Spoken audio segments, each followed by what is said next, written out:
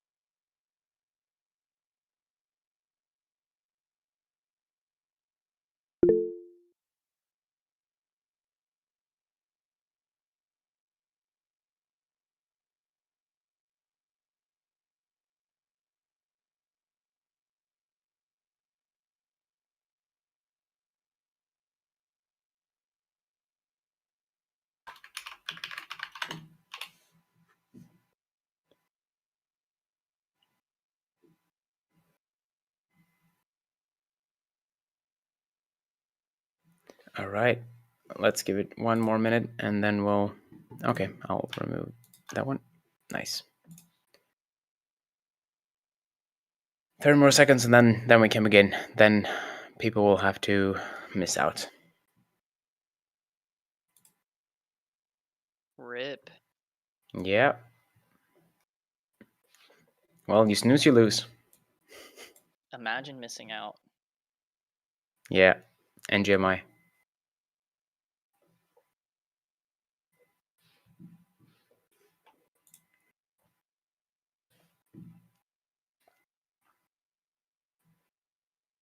I like this idea for a music bot while waiting, like a waiting. Yeah, I think we should introduce that. That would be nice.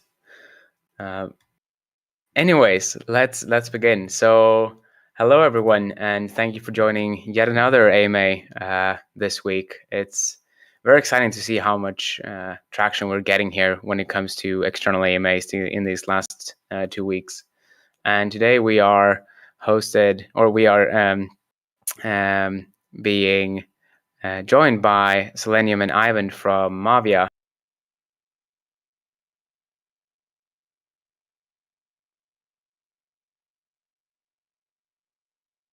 There, and to let him to just run through, go with the flow essentially, and just present what they have found and ask the questions they have gathered over, I think it's 1 week or 1.5 weeks now. So yeah, there. Feel free to do the introductions. Awesome. Yeah. Well, first, thanks so much to you, Felix. Of course, Ronan, if he's listening, and the AMA team for helping us get this put together, and of course, everybody in the lab for putting in metric shit tons of work on so many different projects um, to help us in a way discover Mavia. So that's amazing. So I think it would be great just to kick us off if Avon, you, and Selenium could do a brief introduction, each of you, and then give us an overview of the game and the team that you guys have built, the amazing team that you guys have built over at Scry Studios. Yeah, sure. I'll start off. So, Thayer, first of all, thank you. You and your community here were some of the earliest supporters of Mavia, and we will never forget that. So, I want to first of all thank you guys. So, yeah, my name's Tristan, and Avon and I are co-founders of Mavia, along with several other people on the team here at Scry Studios. We are a game development and design studio focused exclusively on developing Mavia, and we have team members all around the world, from Vietnam to Western Europe to the US to South America and Eastern Europe, basically all over. And I'm the managing director, so my role is primarily on the business and the blockchain side. Avon's is on the art, direction, and the game side. Avon, you want to give an intro too? Yeah, hello. So I'm mainly I'm an artist, and so I'm also a technical artist. So this is where my experience in this area is interesting for Scries. So I'm also responsible for building the terrains and things related with the game and the trailers and the marketing and these kind of aspects. So yeah, nice to be here. Do you want to Yeah, so we should get started. Thayer, you care if we start with the game deck? Do you have a preference? No, go for it. I think a brief overview of the game is what I had. Then we have some follow-up questions, and then we can kind of open it up from there to questions from anybody in the chat. That's kind of the vibe that I was thinking, if that works for you guys. Okay, cool. Avon, you want to start with the game deck? Should I present or you want to? Yeah, you want to share your screen? Yeah, I'll share my screen. One second.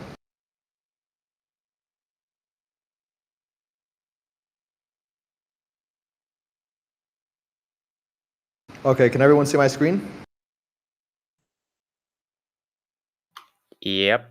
All right, cool. So yeah, this is the game deck. I'm going to give a very brief overview of everything. There's a lot here, and it would take a long time to go in depth for each little thing, so I just want to go over the basics. So basically, Heroes of Mavia is a Clash of Clans and play to earn, similar to Axie Infinity combination. We take features, they're inspired by both of them, but we don't really copy anything. The game, and a lot of people ask, is the game model very similar to either of them? And the answer is no. We took aspects that we really liked from actually several different games and combined them into something that's really never been done before. There's two primary currencies in the game. There's Mavia token and Ruby. Mavia is the governance token. There's also a lot of utility with buying and selling the NFTs on our proprietary marketplace. That can only be done with the Mavia token. There's staking rewards and a few new staking features that I don't really think anyone's ever tried yet that are going to actually go hand in hand with the game. But that's the primary use of Mavia. And then Ruby is the play to earn currency. We've put so much thought into Ruby's tokenomics, the burn mechanisms, the mint mechanisms. This is the token that most people are talking about a lot because it's a play to earn game. This is the currency that people will be earning inside of the game. And it's very important that it's solid, it has a strong foundation, and that it's stable. Not necessarily in price, but it's stable, it has integrity, and there's not going to be a hyperinflation. So Ruby is probably what we focused on as far as the token model the most. And we'll get into some of the specifics, but that's the overview of the two tokens. The three main NFT types in the game are land, heroes, and statues. So land is the most important. Without land, you can't play. So all the bases are built on top of land, and each land plot is unique in appearance and also the location on the map. So picture an island called Mavia, and little squares, like plots. And it's not the sandbox plots where it's just squares with lines. Picture like Google Maps, a real island. And Avon will show you it in a little bit. That's what land is. And each plot of land is the exact same size, but they have better locations. Some of them have a little bit better appearance than others. That's what makes the common versus rare versus legendary land. But the important part to know is there's no benefit as far as gameplay for having different types of land. They're all the same. Heroes are like super troops. They're NFTs as well. And these are like in Clash of Clans, the Barbarian King and the Archer Queen. It's the equivalent of that, but we've added many, many more features to them. And they can only be upgraded with Ruby. So there's a lot of utility with them. And then the statues, this is something that's never been done before in Clash. They enhance your base performance, and they're NFTs as well. So the gold statue will increase the rate of gold production. The time statue will increase the speed at which you can train troops and stuff like this. So the Mavia and Ruby ecosystem, this is probably, on the crypto side, this is what most people are interested in. What makes Mavia so unique is this screen right here. So here's the Mavia end, and here's the Ruby end. People are going to buy Mavia token, and you can see it's demonstrated here. It's going into your MetaMask. You will be able to buy NFTs with the Mavia token on our marketplace for no fee. So you'll buy land, you'll buy heroes, you'll buy statues, and you can also sell those NFTs for no fee as well in the Mavia token. This adds a lot of utility to the Mavia token. Then you can earn Ruby inside of the game using these NFTs by playing, and that'll go to your Mavia account. But you'll be also upgrading these NFTs at the same time. So all of the base levels, statue levels, and hero levels, these will be upgraded with Ruby. And that also creates burning and deflation. If you want to withdraw Ruby, it's going to have a 15% withdrawal fee, and that also gets burned. But if you buy Ruby from the exchanges and deposit it, you get a 10% bonus. And this really can't be abused because of this 15% and 10% difference. So there's a lot of specifics when it comes to how you mint and how you burn. This is a very high-level overview. But the point is, we want to discourage people from exiting the game through this side because we don't want them to take the Ruby they earned and just go dump it. We want them to reinvest the Ruby in the game, into their NFTs, and if they want to stop playing the game and they want to exit, like a lot of people wish they could have done with their Clash bases, they can do so by selling that base or that hero or that statue right here for Mavia. And Mavia is going to have a much larger liquidity pool and market cap, so it can really take that. But Ruby's a little more fragile, so we want to protect this side over here. And this model, I haven't really seen it done before, so this is really what we're placing our bets on that'll support the ecosystem long term, is that there's really two ways to earn in this game. The play to earn has two facets to it. There's the Ruby side, but also the NFT equity side. So it's like, picture you just bought a brand new home, and as you improve it, as you invest in it, as you put Ruby into it, and time into it, and effort into it, it increases in value, at least in the game. And hopefully that translates to more value in the real world through the Mavia token. But we want people to play the game. Let's say someone has 1,000 Ruby right now. They have two options. They can cash out the Ruby by withdrawing it and get hit with that 15% fee, or reinvest that Ruby into their assets and cash out for no fee. They save that 15% here, and they only exited through the NFT path. So let's go through some of the Ruby use cases. Headquarter NFT upgrades. This is like your town hall. You'll be able to upgrade your base with Ruby. Each time you spend the Ruby, it gets burned. So if you're starting with an HQ level 1 and you want to go to HQ level 2, and you'd want to do that because now you can fight tougher opponents, you can actually earn more Ruby doing it. The only way to increase your, position in the game and earn more is through these upgrades, because then you'll be able to fight tougher opponents. Hero upgrades, statue upgrades, purchasing missing resources like gold and oil. These are like golden elixir, but they're not crypto. Processing speed ups, so if you have something that's being built and you want to just get it done and over with, for the impatient gamers, of which there's many, you can spend Ruby and that'll complete immediately. And skins and decorations, this is cool because this actually gives you a very personal touch to your NFTs. There's going to be many limited edition decorations, skins, stuff like this that you can buy with Ruby. And this appeals to the more artistic nature of people that want to make their base really unique, really have a personal touch to it. Same with their heroes, same with their statues. So if we say, hey guys, limited edition skin, only 1,000 available for Ruby, it'll get gobbled up. And people, they might not even necessarily like the way it looks, but they know it's valuable because now when they go to resell their hero or resell their statue, or their base, it'll have that skin attached to it forever. Not equipped and applied forever, but it's available. It'll always be in the arsenal of that hero or of that statue. So we think this will be a big one too. And ways to earn Ruby: winning an attack, successfully defending your base obstacles. This is like bushes, shrubs, rocks, and stuff like that. Completing challenges, and etc. And then the last thing I want to go over in this deck is the 3 ways you can monetize owning land. So if you own land, you can obviously buy it and sell it. This is this is obvious, but this is the one we really made, is renting out your base. So for players who don't want to commit to purchasing land, because we expect the land prices. I don't want to speculate, but it may not be affordable to all players. So some people who just want to get their feet wet will want to rent as opposed to buying right away and just test out the game. Or maybe they want to jump from base to base. They have heroes, they have statues, but they're not ready to commit to land. They like kind of that Airbnb lifestyle in the game. They can rent. It's a good option for them. It's very low risk. And then the partnership requires 0 upfront capital, but you have to find a landowner that wants to partner with you. So these are the 3 different ways that players can enter the game, and also landowners can monetize their land. And the prices of each of these and the deal that's made for partnerships really depends on the level of the base. So a level 1 base obviously isn't worth nearly as much as a level 8 or a 9 or a 10. And a base that has better cosmetics, a base that has additional skins and statues applied to it, these are worth more. And they also can earn more. So it should be rented for higher. It could have a better partnership deal struck, stuff like this. Okay, Avon, you want to go next? Sure. So I'm going to show you a bit of the lens. So do you see my screen?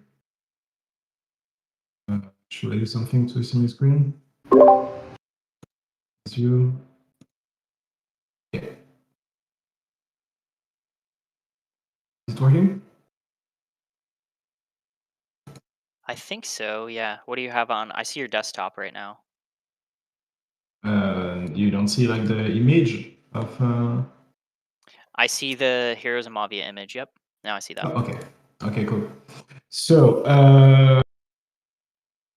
first of all, on the art side, let me introduce you a little bit of the team and show you a bit of our strength.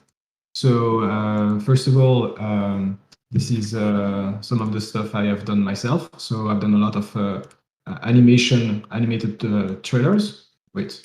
And I worked on, so you can see by yourself on ivan.net. And I've made a lot of visuals, but the way I'm doing it since many years is to do it procedurally. So this is a key, something key for Mavia, because when we go about creating a land generation, land generation can seem there is the word random into it, right?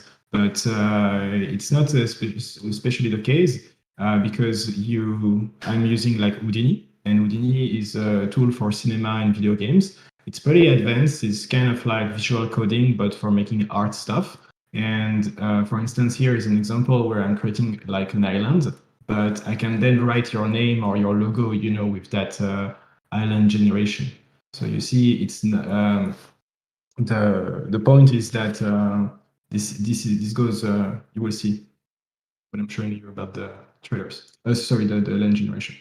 So in the team we also have like Julian. So Julian has worked on many good trailers. He's our CG supervisor, and we have Mikael, which is our lead concept artist for characters, and he has made he's very talented, and we are really creating characters as a brand with a lot of personality. We'll show that later. Ben as a lead environment artist, and I can show you a bit. This is the size of the team. We have multiple teams at Scry's. So we have one team in Vietnam, which is composed of 40 people. And we also have an international team, which is oriented towards multiple goals, including the trailers, the marketing, to really aim for something AAA quality. And this is just to show you a little bit of the size of the team. So it's really a lot of people. And we have started by recruiting only the seniors and the leads and the supervisors first. So it's really solid, you know, like the foundation is solid. It's not like we went for like the quick thing. So yeah, I already explained to you a bit my position. Julian, we've got also very talented character artists. So the quality, we can really push it very high. And this is one of our character here. This is the warrior. And give you a bit of a sneak peek of some of the artists in our team. And the type of art style we are aiming for is something like Clash of Clans, but also in the middle of Clash of Clans and Pixar. So along the way, we're going to find our own style. But this is a little bit something very iconic, you know, Mario, Zelda, some character who have a lot of personality and very easily recognizable. So it's not really about all the details, it's about the right shapes. That's what it's about. The sci-fi universe. So here is the very big turn on the right that we're doing compared to Clash of Clans, that we are going full sci-fi, but the type of sci-fi that's very accessible by everybody, where you have animals, you've got robots, and you've got humans, but everybody come from the universe. I'm going to show you this in a minute. So the idea is that the ruby in the universe of Mavia, it's a powerful gem, and so it has energy inside of it. It's like uranium, but without the Earth issue. So people come from the universe to actually colonize this place, this island of Mavia, where there is this large ruby, you know, on the surface. And when they arrive, they purchase a land. They use the last resource for a ticket to come here. And so obviously they're gonna build with the junk they find, you know. So it's pretty much a junk town at the beginning. So this is the art style through which the buildings of the players will go through. After that, they go through a sort of Renaissance sci-fi, which is kind of like a modern transition with holograms and tech. And after that, it's sort of full Dubai, Las Vegas, where the players have found so many rubies that they could even allow themselves to have sculptures made of ruby, you know. So they want to display their wealth, and it's very multicultural in the way that you know, you've got animals, robots, humans coming from all the galaxy to colonize this place. A bit of like a sort of America that's ready to be colonized, a gold rush, a ruby rush. So this is a bit some of the concept arts that we've got for like the mines, for instance. Well, this is pretty old, actually. We have changed it, but this shows a little bit the transition through these three styles. And this is some of the heroes we've got. We actually got more than that, but I'm going to show you that after. This is just some of the heroes we're going to show at the beginning, but we have like 2 or 3 times more than that, actually. So the list goes on below this. Some of our hero, this is Mira, and the units with the gorilla and the gorilla king, which go through multiple evolutions. This is a previous design. We also have the Doge with the. If we have 2 versions of him, we have one which is more inspired by Jinx from League of Legends, or by Crash Bandicoot, or by Junkrat from Overwatch. So pretty agile. The guy which is throwing like crazy rockets all the time, and one which is inspired by the yeah, I'm gonna go back into characters there, just showing you a little bit of an overview of some of the concepts. Yeah. So in terms of the land, I didn't show you that before, but this is some of the preview. This is very early, so take this with a grain of salt, because in Mavia there is no castle, so this is really like a placeholder. Instead of that, we are going to have Overwatch kind of buildings, you know, sci-fi with solar panels and cables everywhere. And this is totally procedurally generated. So there is nothing that's placed manually, or it's everything is built as a generator, which means that we can now generate many lands. So this is again like very early, this preview. but it shows that once you see, with Houdini, it's really like the crossroad between between like art direction and tech. So you can really create whatever you'd like and make it a generator. So there is no constraint, and it allows to scale up with automation and also adding all the little details of artists. So that's the reason why this building here will be replaced by things we create through concept arts and modeling and proper manual approach. But their placement on the map is going to be procedural. So all the boring stuff is done automatically, but all the art is still done through like care, you know. So the buildings are not going to be looking weird. They're going to look very nice because they're going to be handcrafted, but their placement is randomized and still makes sense through the rules, etc. Some of the preview, how it looks in the engine, some of the screenshots showing you like the procedural aspect. So all of that is the little cubes here. It generates the grass, and this is the procedural way of building this. So this is very reliable. So it means that in the future, it's very easy to update stuff that we create, and that's very good, meaning that we can really scale up. So this is what Tristan has shown you before, the location of the terrains on a larger world map. So this is only 4,600 lands, but the totality is 100,000. So this represents like less than 5% of the total land. I'm going to show you that in a minute. I have a video demonstrate this somewhere. So here,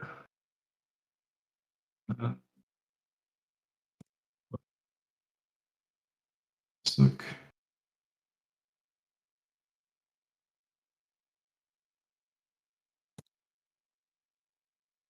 Don't want to.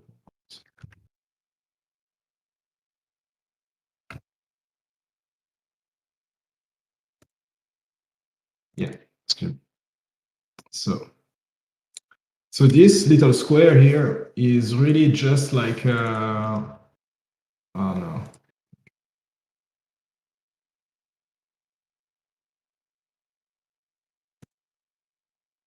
Yes, he is not helping.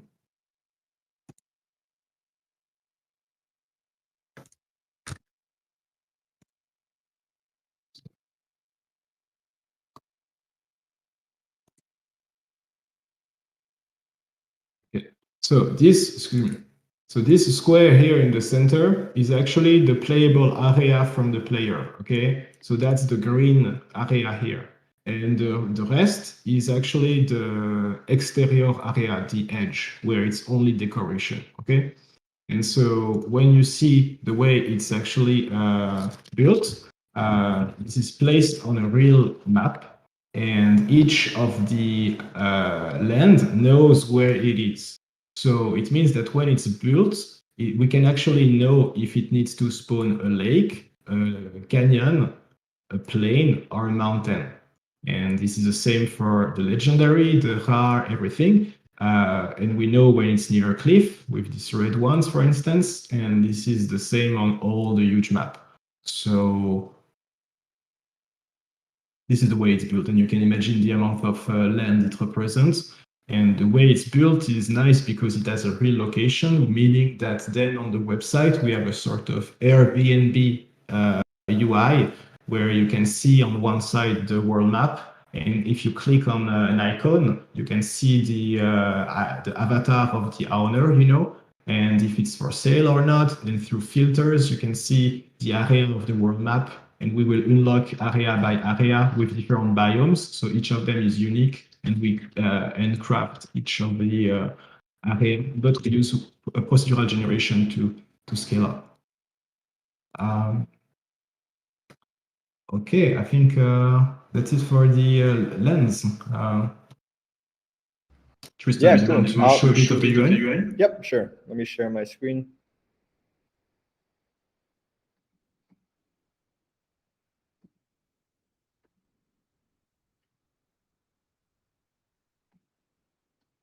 Okay, can you see my screen okay? Yes. Okay, cool. Yep, So yep. this is where the game will be played. This UI is placeholder, so our real one will look different. But this is where people will be able to play on the web. So our game's going to be available on desktop web, iOS, and Android. But you'll be able to log into your browser and just start playing the game. You'll connect your wallet right here, and that's it. You don't have to do email address or password or anything like that. You just need your, it's crypto. You just need to connect your wallet, and you're good to go. Your notifications, these will show your coin balances, and you can switch your base with the click of a button, and boom, you're playing another base. So one account can have multiple bases. Let's go to Explore. These all have banners here. You can see all the active players, the total matches fought within these time frames. You'll be able to stream live matches. So I can watch live players fight. It's like Twitch. I can also see every single past battle that's ever been fought. So I'll be able to go to... 1 second. Can you unmute in Discord? Oh. There we go. Hey, yeah, okay, sorry. Let me start over. So you will be able to connect your wallet. Twitch. Yeah. Get yourself on Google Meet. Yeah. Got it. Okay. Is it working now? Yes. Yep. Cool. Thank you. All right. So basically, I was saying you can connect your wallet right here, just like another crypto app, and you'll see your token balances here, your activity, and you're also able to switch the base you're playing on with the click of a button. We don't discourage anyone from owning multiple bases. You can really do whatever you want. The Explore screen, you can see all of the categories, like every battle that's been fought, all the players, all the bases, heroes, and statues. Think of it like Etherscan or BSC scan for a game. Every single thing that's moving in the game you can see. Every battle that's fought, every purchase, everything. Everything in the game you can see. Every player, all their actions. Click on a player. You can see their address, their username they set. There's no email address or password. You can see everything they've won, their recent activity, all the battles they fought, and then you can replay the battles. Everything's permanently recorded. You can see every single transaction, if they withdrew Ruby, deposited Ruby, all their activities here, property, every NFT they own, every battle they fought, all their achievements, and what a lot of people like is to see their Ruby activity, how much money they're making. You can see it all right here. It's really like an Etherscan for the game. And so that's Explore. You can see every live match that's currently being played. You'll be able to click it and stream it. And every single past battle and the result. It's like a blockchain of battles. Everything that happens in the game is permanent. And then on the marketplace, these will have banners here. You can see the top sellers and buyers in the past 24 hours, recently sold bases, recently sold heroes. It's like an open sea just for our game. And this is the Airbnb UI we were speaking about. This map is obviously not the real one. This is placeholder, but you'll be able to see where every single base is located on the map and their pricing. So this base, and you can see the pricing here in the Mavia token. You can also change it to rental instead of just for sale. So if you want to rent a base, you can search there. And yeah, and then you can see heroes, all the heroes in the game for sale, and statues. My account, we added a lot of cool functionality here to make it really easy to play the game. So you have a public profile with a URL, profile picture, all of your Ruby transactions. You can see your ledger, your in-game Ruby balance, and the wallet balance you have, all your Ruby transactions.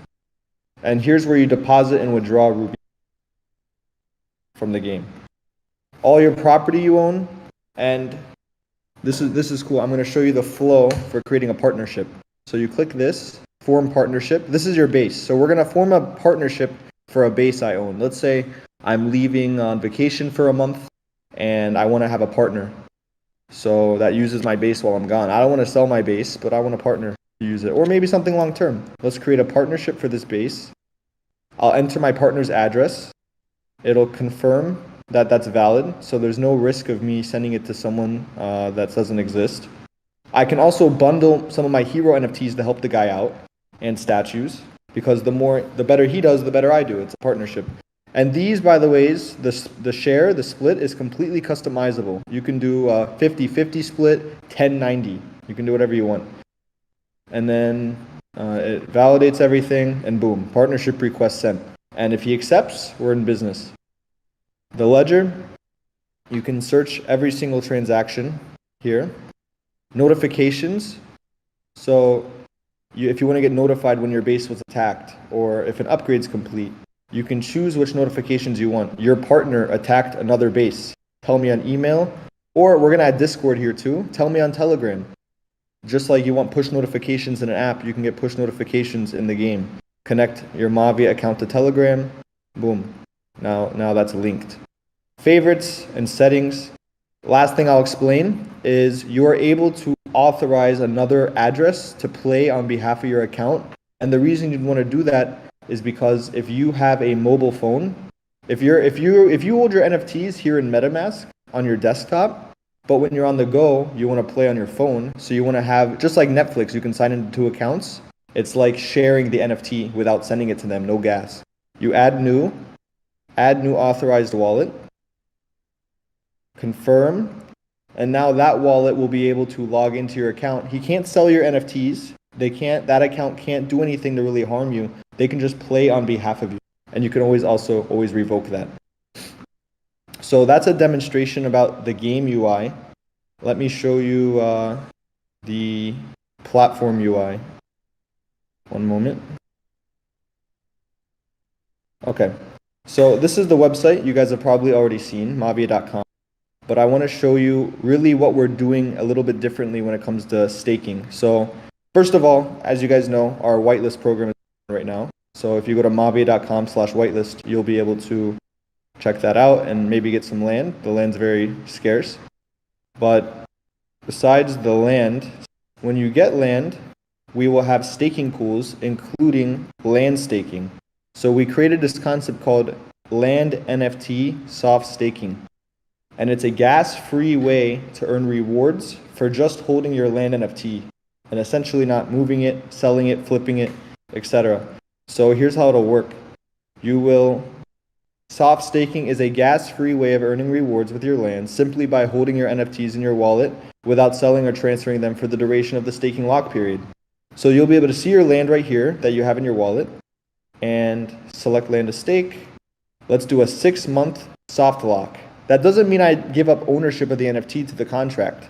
Basically, it sits in my wallet and I click stake now.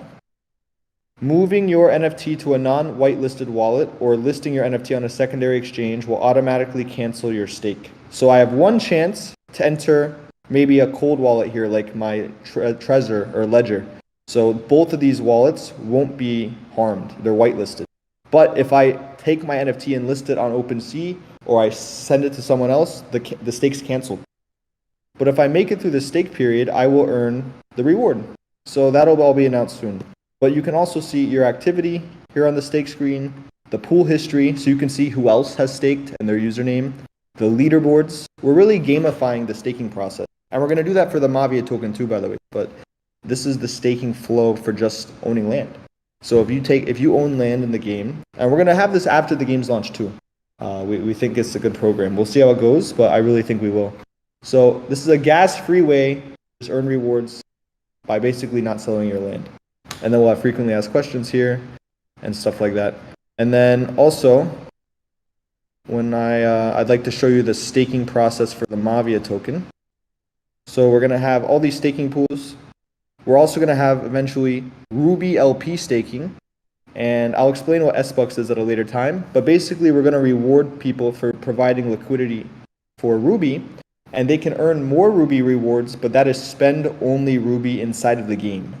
So if you stake Ruby LP, you will earn Ruby rewards and APY, but you can only spend that Ruby in the game, which means it can't harm the market, which is good. Because now Ruby's more stable and they get more rewards, but they're going to use it to reinvest into their NFTs. This is what the staking looks like for, it says layer 1 because we're going to be on Arbitrum for layer 2 scaling. That'll be coming soon. Actually, we designed our own bridge right here, the Mavia Arbitrum bridge. So you deposit your Ethereum mainnet into Ethereum Arbitrum. It's all right here. We made our own custom bridge just for Arbitrum for scaling. And then we also have a account, my account pop-up. You can see your username, the current chain you're on, and your overview, your activity, all your NFTs you own, your stakes that you have. I'm not really sure how many platforms have gone this deep with the UI, but we take UI and graphics. Really, we take the branding very seriously at Mavia, and we want to make it as user-friendly as possible because we have a feeling a lot of gamers who aren't in the traditional crypto space are going to be entering, and they really need it to be easy. UX is a very big problem in crypto as a whole, and with gaming, it needs to be even more simple because they're used to strong UI in the traditional gaming field. So we're trying to gamify the whole staking process and entering the crypto space. And the fun statues and stuff like that really helps. And you can edit your profile here, your username, etc. Okay. Sheesh. A lot of this stuff, I haven't even had the pleasure of seeing. That's freaking awesome stuff. So amazing. Yeah, one thing that we, at least I'll speak for myself here, myself and a lot of the research team have loved is that you guys, it's how well thought out you and the team are, basically on every front. You know, because a lot of projects that we see a lot of projects here, and a lot of them don't have the depth of thinking and planning that you guys do. So that's pretty awesome. Thank you for sharing all that stuff. I appreciate that. Yep. Awesome, Avon, cool. Avon, did you want to show the trailer before we get into the questions? Yeah, sure. So how do I share back my screen? See it? Yeah, I see your screen. All right. So I'm going to show you a little bit of a sneak peek on the trailer. So this is the animated storyboard, and we start inside of a ruby. I remind you that the ruby has energy inside, and you can upgrade your hero using rubies. So we start by seeing a hero. She is called Mira, and she smashed a ruby in her hands, and she absorbed the energy of the ruby. And so it's like representing an upgrade before a fight. Then we see a long series of sequence, with all the fights, and the Doge explodes the headquarters, and during the explosion, in the dark smoke, as it goes away with the wind, you see that you won a ruby. Congrats, people are happy. And after that, you see that everybody continued to fight and to construct on the land of Mavia. So it was only one story between many. What's happening every day on that. And it shows that it's playable on mobile as well through the web browser. I can let it play a second time.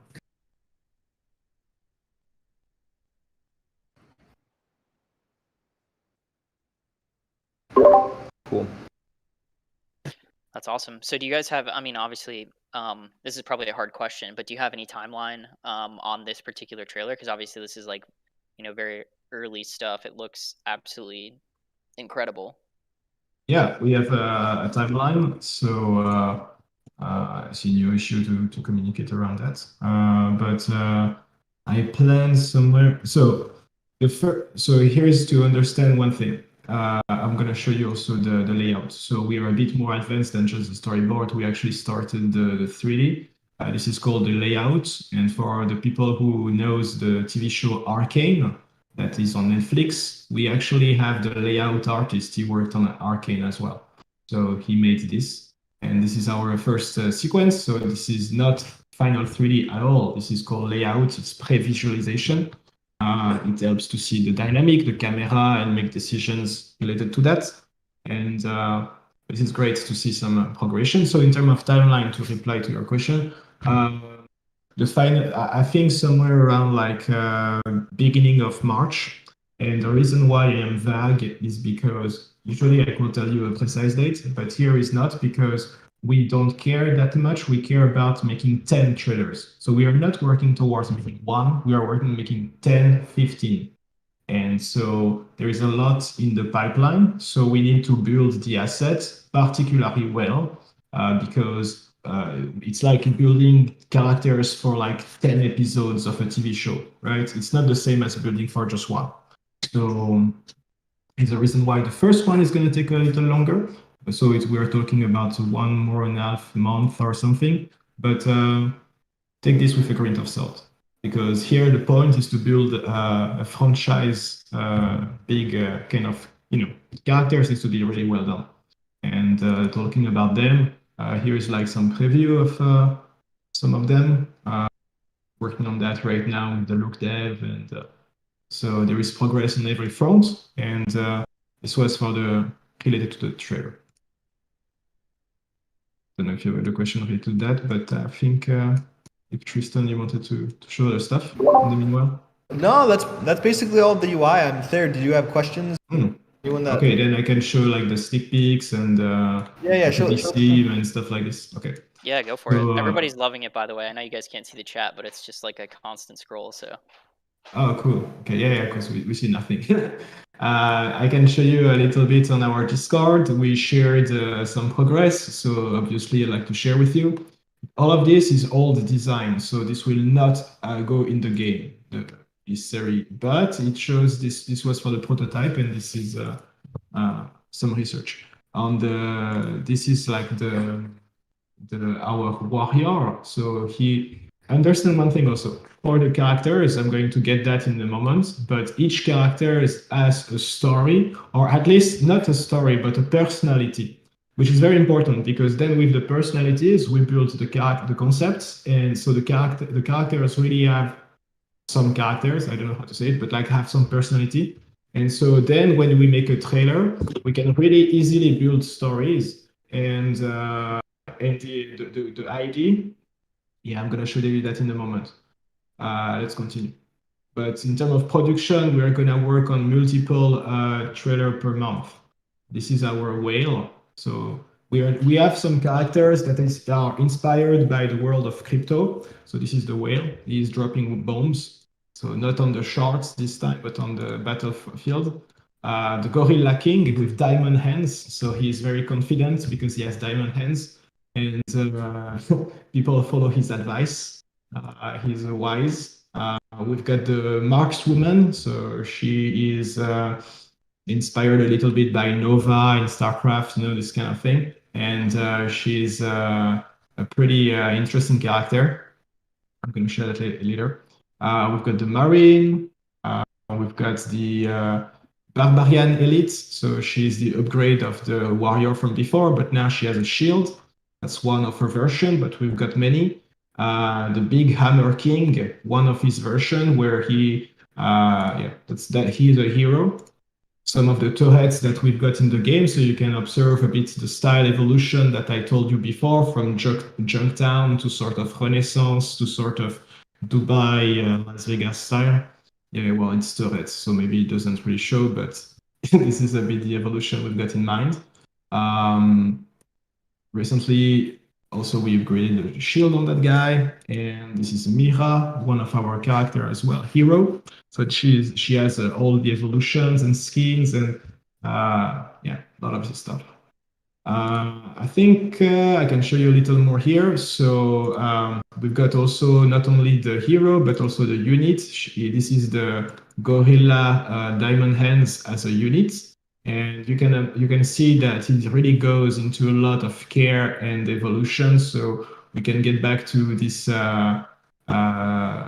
first guy that you saw in the game deck, but then it really went through a lot of research to now be a lot of thoughts went into changing it again and again until we get to this version, which by the way, it's already in production. So 3D is in the making. The Doge Rocket exists as 2 versions.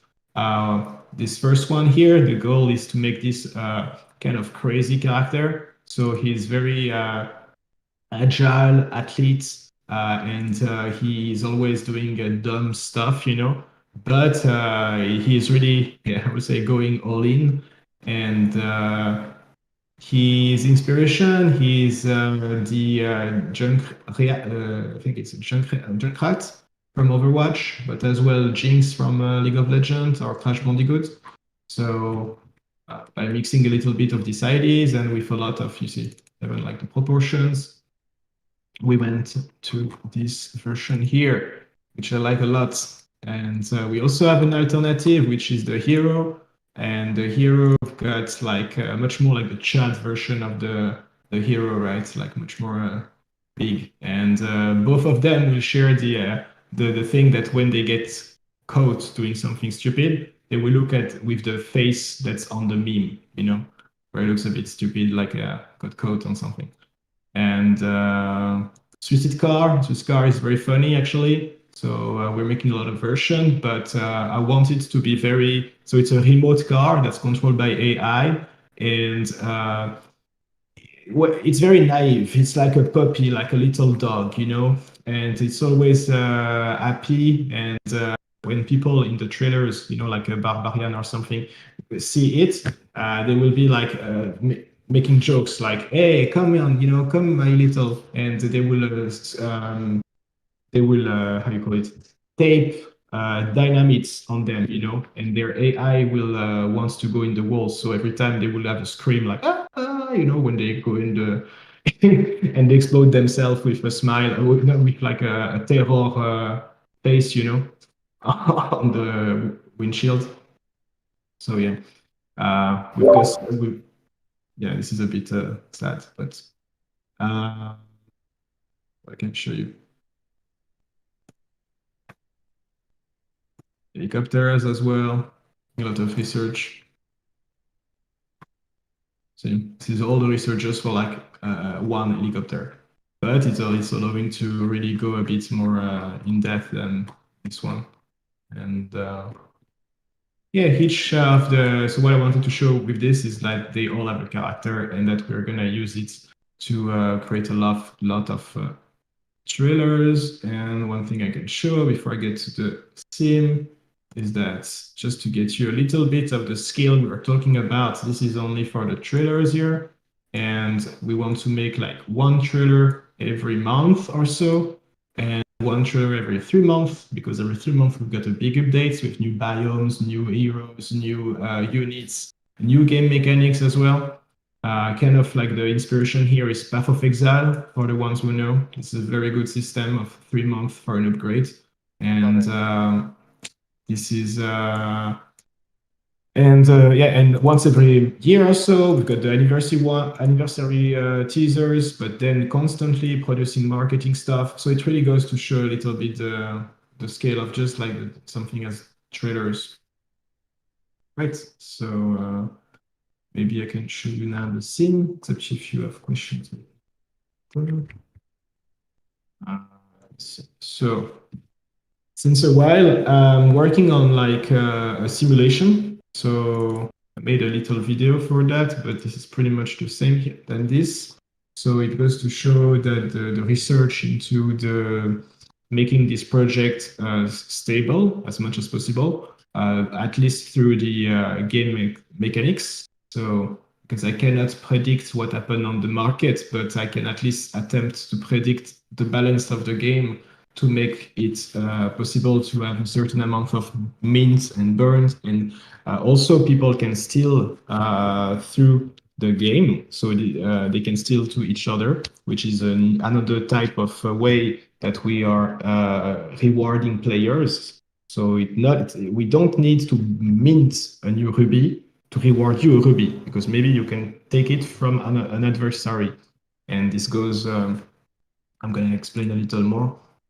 Yeah, so the system is under construction, so I don't show you today at the best moment because I was replugging a lot of stuff, and I'm building a pretty complex system, but I will show you a little bit how it goes to work. So each system, it's really ugly. So each system, okay, so let's go. So I'm simulating basically the flow of the ruby through the experience of the player, trying to figure out how to balance it. And then I can basically simulate it through thousands of plays and get an average of all that data. And so through this average, I start to see some truth. And I can adjust the parameters and see again the influence on the result and evolve from there, you know. And a couple of times we're able to get, basically, I'm pretty able to get, I'm going to show you a chart so you understand what I'm talking about.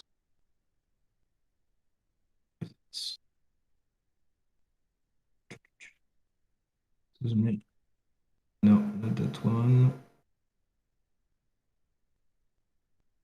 Yeah. So this is during a work session I did this one, and this is through the simulation of thousands of play through 300 days. Okay, so this is the day 0, and this is days 300 for the thousands of players. These curves represent their average at each moment in the time. So the blue line is the minted ruby, and no, sorry, the blue line, the green is the burn, the orange is the minted, and the blue is the stolen. And this is exactly what I'm trying to achieve. So I already achieved it, but on a little part of the simulation, I'm scaling up the simulation with all the aspects, etc. But this is what I'm looking for, basically.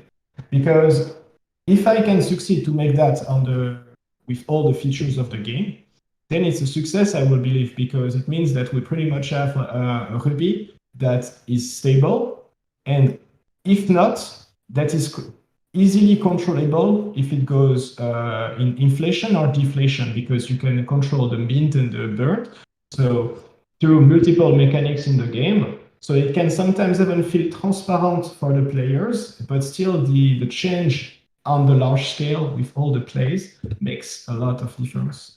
So this is what is my goal, including all the simulations. And so let's continue. So basically, at each play, the idea is that if you score, so when you know, like in Clash of Clans, when you make a game, you can make a 0 star because you just did not enough damage, and so basically you lost your time. But in that case, we will not do anything harmful. Nothing will happen. You lost nothing. If you make a 1 star, we mint 1 ruby. We really create 1 for you. If you make 2 stars, we create 2 for you. But if you make 3 stars and you really completely destroy your enemy, in that case, we steal 3 stars to the enemy. And 1 is burned and 2 is given to you. And so then we can see that the total goes there. And then it goes into your war chest. So the war chest is a pretty cool idea. Basically, it's a sort of buffer between everything you earn minus everything you lose versus your bank. So you've got 3 things to consider here. So there is the war chest, which is kind of like your recent, everything you won recently. Okay. And hey, Avon, one moment. Sorry to interrupt. I have a call with a very, very big esports team. Actually, the biggest in Clash of Clans at 6. And I had planned for the AMA to be about an hour, but I really want you to continue and show. But I have to. Is that okay? Yeah, no worries. We can. Avon can answer some of the questions that we have, and that sounds perfect. Perfect. Thank you, guys. I really do appreciate it. Thank you very much. Avon, please continue. Yeah. Thanks. Thank you, Tristan.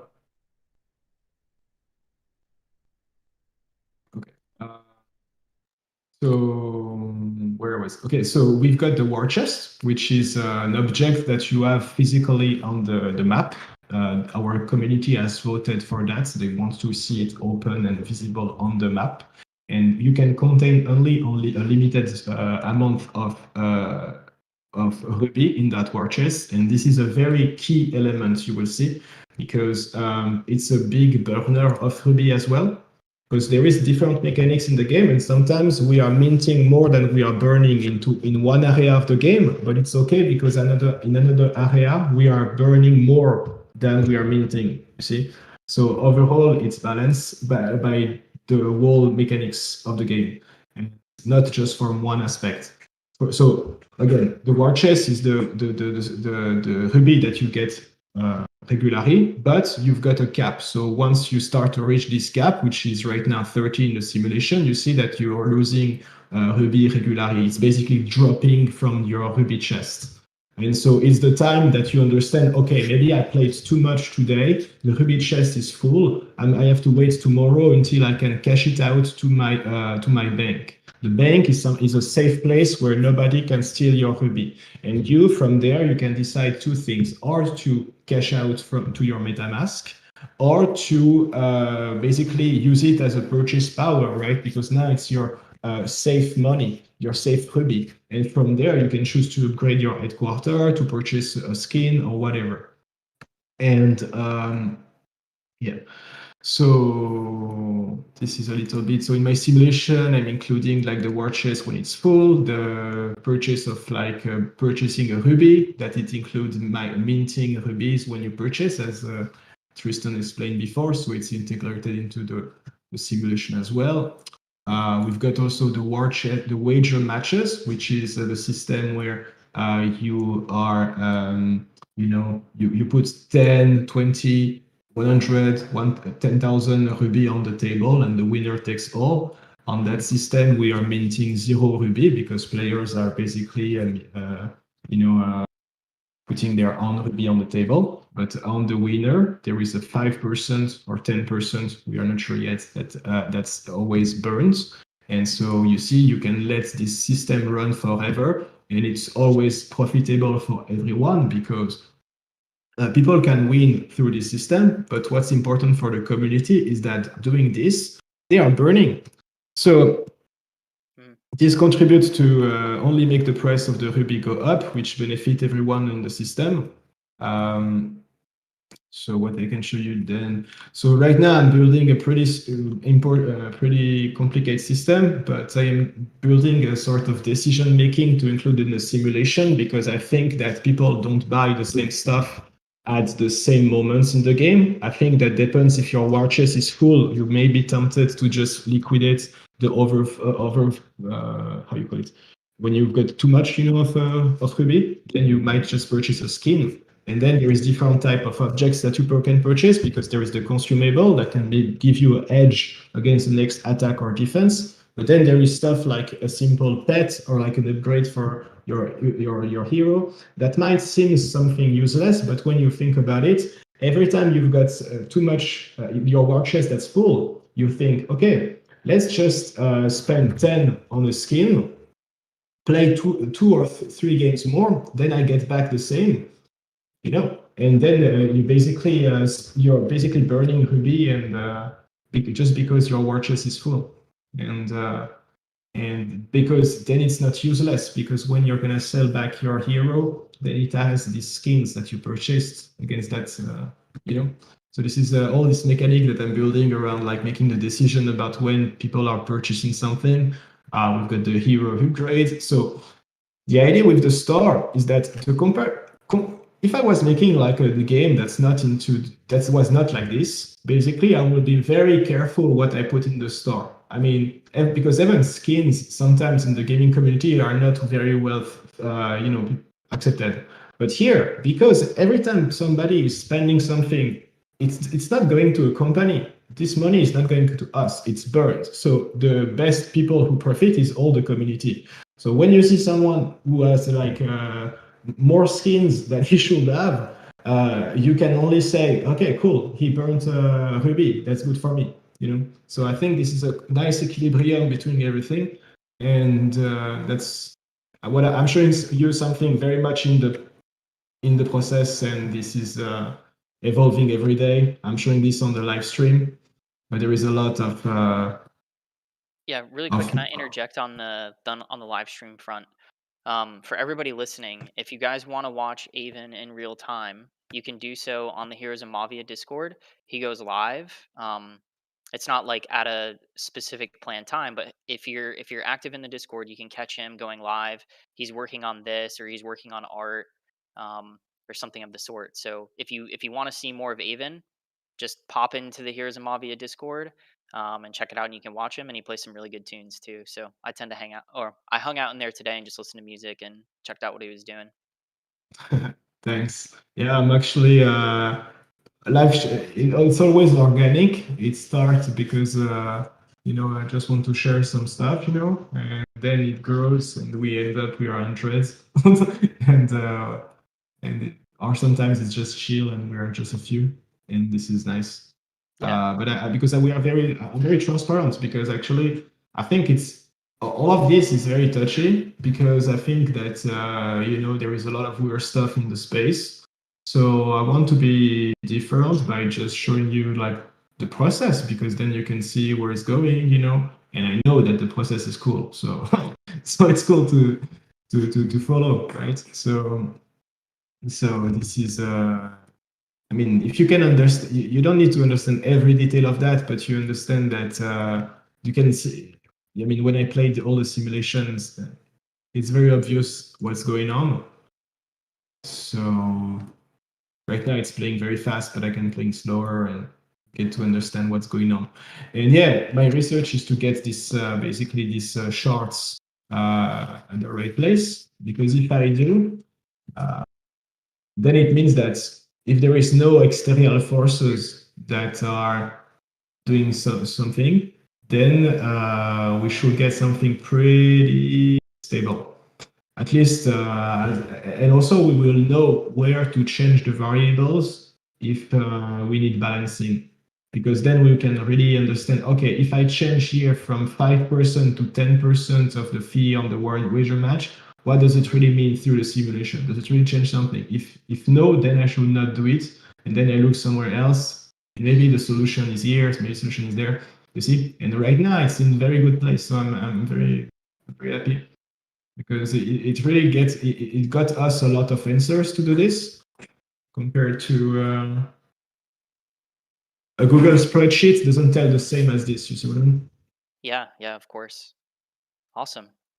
Well, Avon, just to respect your time, and of course, we are technically, we have run over our time, but I do want to get to some questions, if that's okay with you. Yeah, And sure, then sure, please. we can kind of leave everybody, if they want to see more of these sims, they can hang out in the Mavia Discord, um, and check them out. Also, just a note, we have a bunch of people in chat that are saying that they want you to join Neo Tokyo, which is Nice. so cool. So a lot of these questions we already kind of addressed. So I will kind of pick and choose a few here, just because we're a little bit short on time. Let's see. So obviously, Clash of Clans is like a huge deal. What do you guys see as the biggest thing that will set you apart from Clash of Clans? Uh,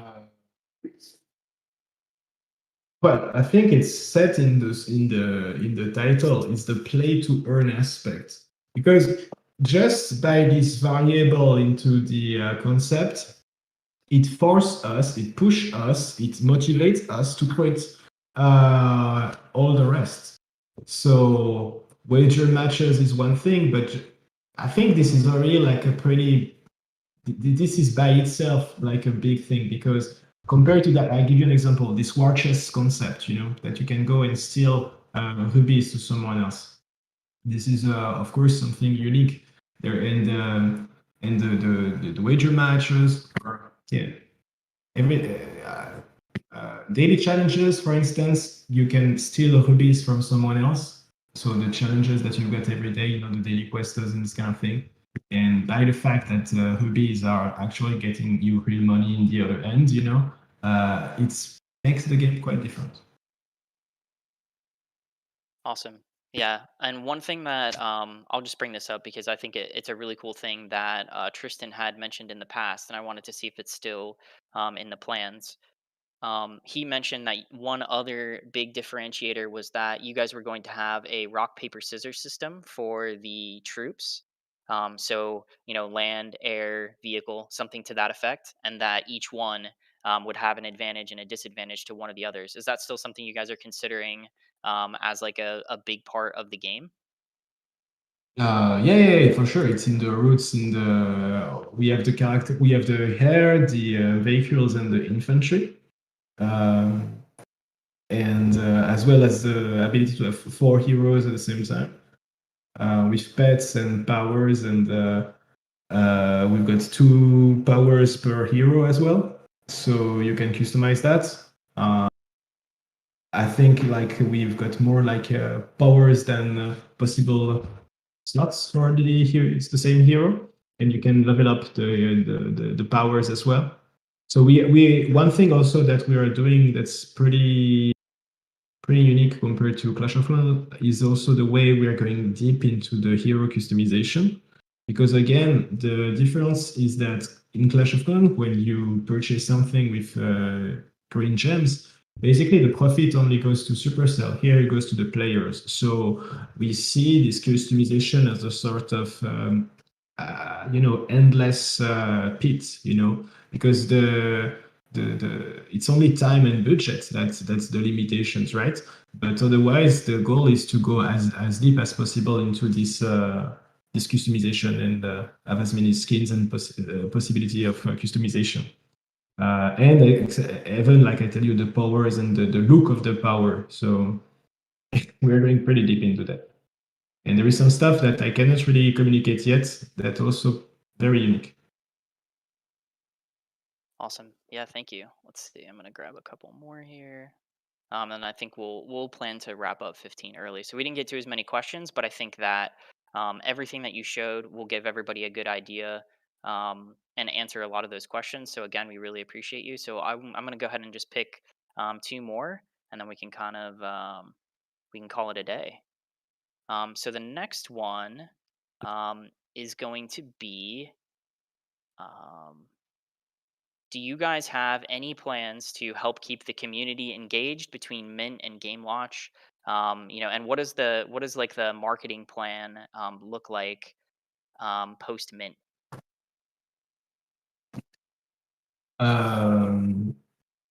So for the marketing, so this is 2 questions. One is the how do we keep people engaged during the year, and one is sorry, the second one. And second one is what's the plan for the marketing? Yeah, okay. Yep. So well, pretty much personally, I'm trying to show sneak peeks pretty openly because I'm not scared about the amount of content we're gonna create. So I'm not like greedy in terms of what I show. So except if people get bored to see cool stuff, there is always content to see.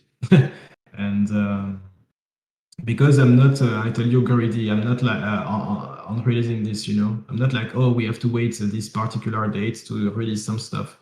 No, let's show our progress, because sometimes it's not even allowed to receive community feedback, like it happened recently. If you have followed on the war chest, I've made during a public AMA, we made people gave me some feedback. I made a suggestion poll. People gave me their answers, and then we changed the direction on the way we are doing the concept art.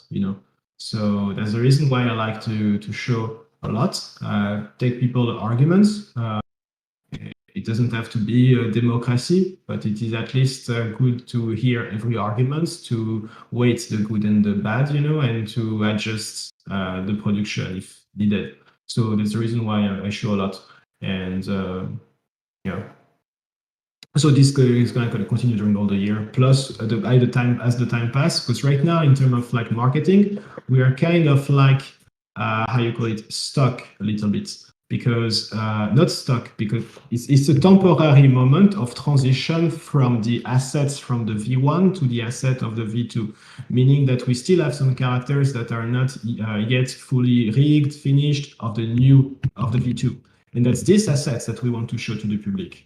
Not the V1 assets that we use for the demo. And this is what you have right now in the game deck. So if what you like in the game deck, if what you see in the game deck, if you like this, then it's nothing, because basically all the V2 assets are much better. And this is, once we have finished to build that after the first trailer, we're going to roll into a new mode with my team, which is going to have to be working on all the time 2 or 3 trailers every month. So we're going to create a lot of quantity of stuff, which is good for marketing and the health of the project. So this is how we are going to do during all the year. We're going to have a lot of content to show and marketing. Awesome. Sounds amazing. Do you guys, and I assume you guys are planning on having a testing, some testing going on. What does that look like as far as like Yeah. testing? So, so right now the game is in prototype demo. So it's working. I've got a demo. We will show that soon. And in the year, we've got multiple dates. So the first is Q2 2022. So this year, Q2, we're going to do the alpha testing in internally. So we're going to have we have grown the team, and with this new team, we get into this new stage. And Q3, there is the private beta with players. I'm not sure yet how it's going to be defined, who is going to have access to this, but that's going to be with players. And Q4, it's actually the game release with several balances, towards it, with because we're going to do back and forth between the simulation and the stats, and making sure that things are running well. So that's the timeline. So testing wise, it's not gonna be just like, hey, let's release something and ciao. It's gonna be something that we have to follow it pretty tightly, especially at the beginning. Yeah, but after that, the system I have seen in the simulation that if there is like volatility, it's more at the beginning than after, because the after that, between what you can steal, what you spend in the headquarters, and everything, it's very much balancing. Because imagine that every time somebody is basically spending Ruby to upgrade his headquarter, the price of the Ruby goes up. So this is a pretty strong mechanic to maintain the Ruby at a balanced price. Awesome. Yeah, thank you. Well, cool. And one final question, and this one's coming from me, and it's it's, are there going to be future opportunities for communities, like let's say Neo Tokyo, to have custom design bases like YGG? Is that something you guys are open to? Custom design bases. Yeah, I think Like, YGG's like getting their logo on y'all's on their bases. So I was just curious if you guys would be open to other communities doing the same thing, if that's something that you guys are considering. so not exactly like that, but we have similar ideas, two of which that are not announced yet. But the way you said it, I think it's opened the door for a third way. So yeah, like basically you'd like to customize your headquarter for Neo Tokyo, right? So only you have this headquarter that looks like this, right? Yep. Well, I'm not against the idea. So I think it's possible. Depends how it's done. If it does not like mean but how far would you like to go in this customization? Like it's totally unique to you guys, or there is just like a logo somewhere? Oh, I mean, I have no idea. Maybe that's just something we might have as like a future conversation. I just thought it would be a cool thing to mention quick and see if Right. you're open to it. So But well, customization and guilds, it's a pretty big topic, and there is some stuff that we did not yet announce yet, because they are not yet into the simulation, which means that we've got listers and stuff. We know what we're gonna do, but since it's not yet in the simulation, it's too much with a grain of salt. So, but yeah, there is a couple of stuff that you're gonna be pleased, because guilds are a big part of it, and customization as well. So yep, amazing. Well, cool. I think we've gone over like a fair bit here.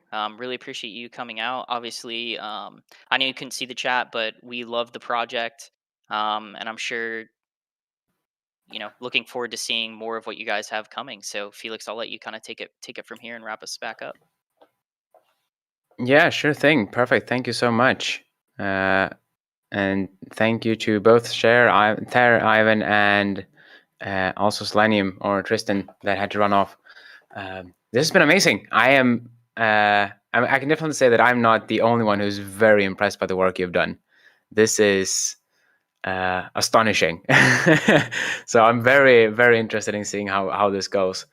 It was quite unfortunate that we didn't have time to go through all the questions, because we have a bunch of questions from the live chat as well. So hopefully you guys maybe want to come back in the future. Sure. Thank you so much. Yeah, my pleasure, my pleasure. And to It's everyone else. Oh, go ahead. Oh, it was very impressive to see all these people with avatars on the chat. Oh, yeah, it's quite cool to see like how we can swarm in like an army and just overtake things. Yeah, it looks nice. So Thank cool. you. Thank you. Yeah, I would just like to thank everyone else for their attendance today as well. We are, as always, the AMA team, and you can find us in this AMA section right here. I would definitely like to thank everyone who has applied to help us out. We are in the process of getting people in to the AMA mod team so that we can actually take on more AMAs, but also just ensure that we can do the marketing and the planning and everything in due time as well. We have a lot of other AMAs coming up next week as well. We are trying to move the one with Sin City that we had planned for Friday, since we might have the preliminaries for the meta tournament at that point. So stay tuned for that one. And yeah, I would say that's about it. One thing I would say as well is, for those who were interested in the banger announcement or the banger allocation, there will be a message probably popping up soon, so keep an eye out in Purgatory. And yeah, I would say that's it. Thank you, everyone, and I'll see you next time. Awesome. you. Thank you, guys.